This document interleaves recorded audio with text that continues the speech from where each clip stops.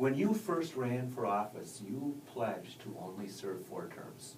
And I'm one person who's tried to disabuse you of that. Yeah, you're a little messed up. No, I believe that by voluntarily committing to term limits, that there is the potential to enhance the power of bureaucrats at the expense of members of Congress.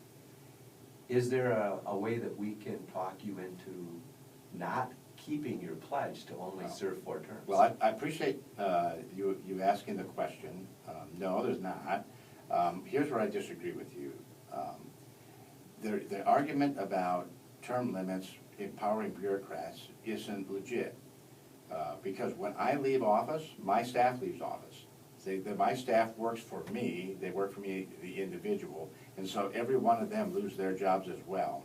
And then they can continue to try to find employment inside the system if they can, and many do, but many do not. And so when new members of Congress come in, they often bring in new teams. And so I don't see that as being a legitimate argument against. What I see, though, as I observe my colleagues, is that there becomes almost a compulsive attachment to the status quo.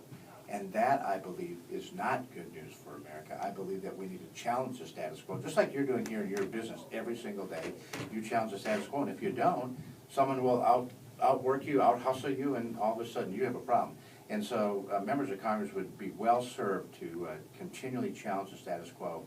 And this is one way you do it, by having somebody with new energy, new urgency, and is closer to the people. But I appreciate the confidence.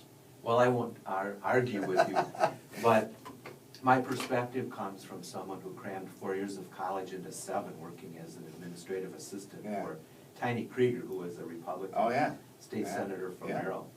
And he truly was an icon in Wisconsin government. Yeah. And he taught me what a powerful institution government can be for serving the common good. It can be. And he did it over a 38-year career. Yeah. And I watched Congressman Pete Ribble retired last year after 30-plus years in the Congress.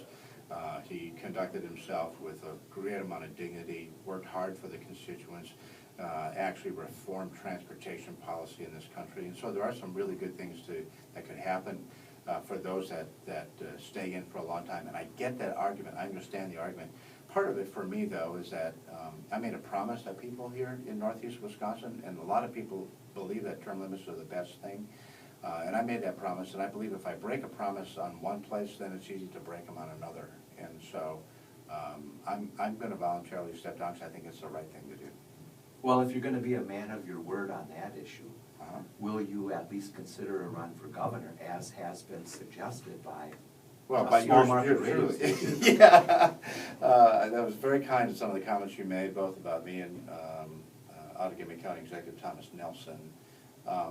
You know, the future is something that I'm not thinking that much about right now, because we've got a lot of challenges that I'm working on in Congress, trying to figure out how to fund the Highway Trust Fund, and dealing with the Iranians on my Foreign Policy Committee assignments. And I'll take a look at the future when the future comes, and I'm going to work as hard as I can in the now and in the moment.